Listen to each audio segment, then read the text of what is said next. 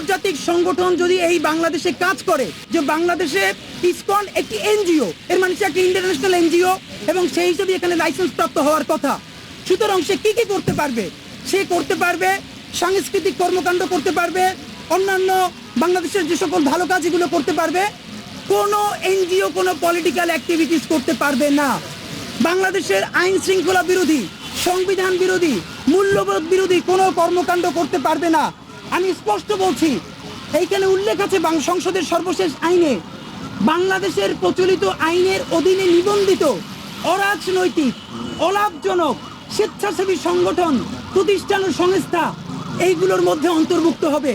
তাহলে প্রথম কথা হলো এই মানে ইসকন অবশ্যই একটি অরাজনৈতিক সংগঠন বাংলাদেশের আইন অনুসারে, কিন্তু সে সকল কাজ করছে, সকল কাজ তো তার রাজনৈতিক।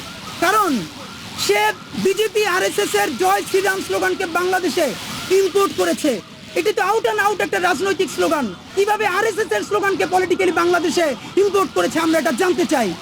নাম্বার 2, সে পলিটিক্যাল নাকি ধর্মীয় সংগঠন, এটা আজকের মধ্যে তাকে ক্লিয়ার করতে হবে। কারণ কোন পলিটিক্যাল অর্গানাইজেশন ছাড়া ঢাকা অবরোধ করার কেউ দিতে পারে না, কিন্তু সে ঢাকাকে অবরোধ করার, অচল করে দেওয়ার হুমকি রাজনৈতিক দলের মতো। ইসকন গত 10 বছরে প্রতি বছর তার কত টাকা আয় থেকে বাংলাদেশ সরকার সেটার অডিট করেছে। নিয়ম হলো প্রতি বছর বাংলা বর্তমান সরকারের কাছে জানতে চাই, আপনাদের ডকুমেন্ট খুঁজে দেখতে হবে গত 10-15 বছরে ইসকন যেই সাহায্য পেয়েছে, তাদের কাছে যত অর্থনৈতিক উৎস এসেছে তার প্রত্যেকটা ডকুমেন্টেশন প্রশ্ন আছে। গ্রামীণ ব্যাংকের একটা উদাহরণ আপনাদেরকে বলি। গ্রামীণ ব্যাংক বলেছিল তা অডিট করায় প্রতি বছর, সরকার বিশ্বাস না করে তার বিরুদ্ধে মামলা দিয়েছিল। তারপর গ্রামীণ ব্যাংকের বিরুদ্ধে বিরাট কর ফাঁকির অভিযোগ এসেছে। এরপরে গ্রামীণ ব্যাংক সরকারের সাথে সমঝোতা করে বলেছে যে ঠিক আছে, তাহলে আমরা 2,500 কোটি টাকা দিয়ে দেই, আমরা আর মামলা চালাবো না। সুতরাং আমাদের প্রথম দাবি, অতি সত্বর স্বাধীন একটি তদন্ত কমিটি গঠন করে ইসকনের সকল আয় ব্যয়ের হিসাব জনসম্মুখে প্রকাশ করতে হবে। এই রিপোর্টটি আছে, এটি ডেইলি সান 2018 সালের 23 ফেব্রুয়ারি, বাংলা নিউজ 23 ফেব্রুয়ারি। আপনারা সাংবাদিক ভাইয়েরা খোঁজ করলে বেশি পাবেন। হলো India funding to ISKCON centres in Bangladesh. আপনারা জানেন ভারতের রাষ্ট্রদূত হর্ষবর্ধন তিনি ইসকনের সিলেটের একটি সেন্টারে গিয়েছিলেন। সেন্টারে গিয়ে তিনি বলেছেন 7.4 কোটি টাকা তারা সিলেটের ইসকন সেন্টারে অনুদান দিয়েছেন। এর মানে প্রকাশ্যে ভারতীয় দূতাবাস ইসকনকে 13 কোটি টাকা দিয়েছে। আমরা শুধু আপনাদেরকে জানাতে চাই, প্রকাশ্যে যদি ভারতীয় দূতাবাস ইসকনকে 13 কোটি টাকা দিয়ে থাকে, তাহলে গোপনে কত শত কোটি টাকা দিতে পারে এটা আপনাদেরকে অনুমান করতে হবে। যে সরকারের কাছে আমরা এখন কয়েকটি স্পষ্ট দাবি জানাতে চাই।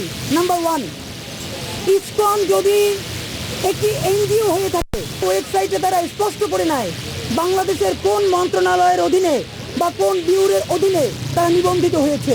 তারা কি আউট অ্যান্ড আউট একটা ধর্মীয় প্রতিষ্ঠান মানে এনজিও, নাকি তারা রাজনৈতিক প্রতিষ্ঠান? সুতরাং সরকারের কাছে আমাদের প্রথম দাবি এবং প্রশ্ন, অতি সত্বর আপনাদেরকে বলতে হবে ইসকন কোন মন্ত্রণালয়ের অধীনে, কোন আইনে নিবন্ধন পেয়েছে। নাম্বার 2, ইসকনের যে সাম্প্রতিক রাষ্ট্রবিরোধী তৎপরতা, আমরা এই জন্য রাষ্ট্রবিরোধী বলছি, আপনারা জানেন বাংলাদেশের যদি কোনো রাজনৈতিক দলও যারা জুলাই বিপ্লবে অংশগ্রহণ করেছে, তাদের এমন কোনো অ্যাক্টিভিটিস যেটা জুলাই অভ্যুত্থানকে প্রশ্নের মুখে ফেলে, আমরা সকলকে তাকে বলি তারা রাষ্ট্রবিরোধী তৎপরতা অংশ নিয়েছে। আর সেই মুহূর্তে আমেরিকান লবিকে ভারতের সাথে মজবুত করার জন্য ইসকন বাংলাদেশের সাম্প্রদায়িক মাইনরিটি কার্ড খেলার জন্য বারবার ব্যবহার করছে। আমরা রাষ্ট্রকে জিজ্ঞেস করতে চাই, আপনারা কেন ইসকনের সাম্প্রতিক রাষ্ট্রবিরোধী তৎপরতার বিরুদ্ধে কোনো অ্যাকশন নিচ্ছেন না কেন? বরং ইসকনের বিভিন্ন নেতাকে বাংলাদেশের বিভিন্ন রাজনৈতিক দলের সাথে আমরা দেখতে পাই। এটা লজ্জা। আপনারা কি ভারতকে খুশি করে এই জুলাই বিপ্লবকে বেহাত করে দিবেন, নাকি ছাত্র জনতার সাথে থাকবেন? এটা আমি নাম না বলে বাংলাদেশের রাজনৈতিক দলের কাছে প্রশ্ন করতে চাই।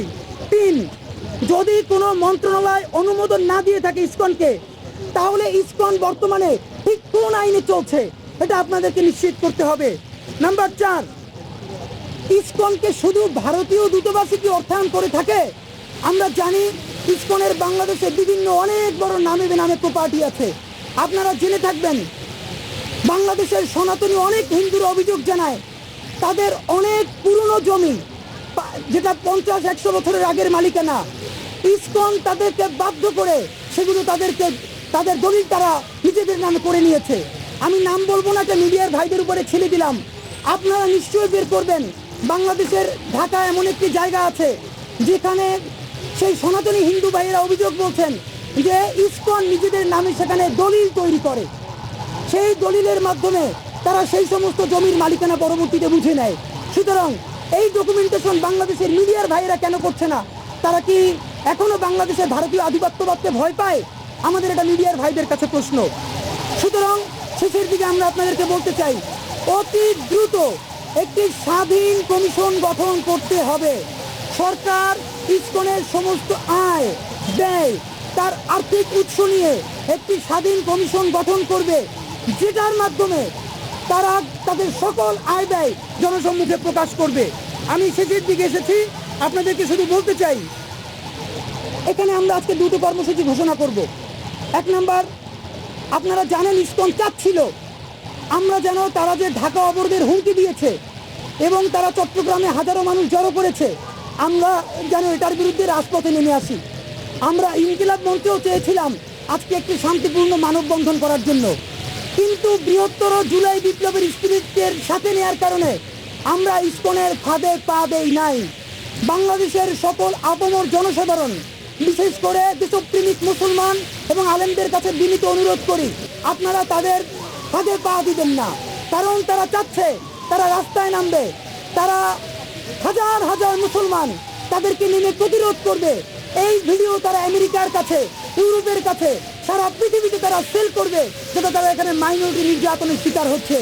সুতরাং আমি বিশেষ করে বাংলাদেশের আলেম সমাজ এবং দেশপ্রেমিক মুসলমান ভাইদের কাছে অনুরোধ করছি, আপনারা বুদ্ধিভিত্তিকভাবে এবং আইনিভাবে ভারতীয় আধিপত্যবাদের দোসর ইসকনকে আপনারা বুদ্ধিভিত্তিকভাবে রুখে দিন।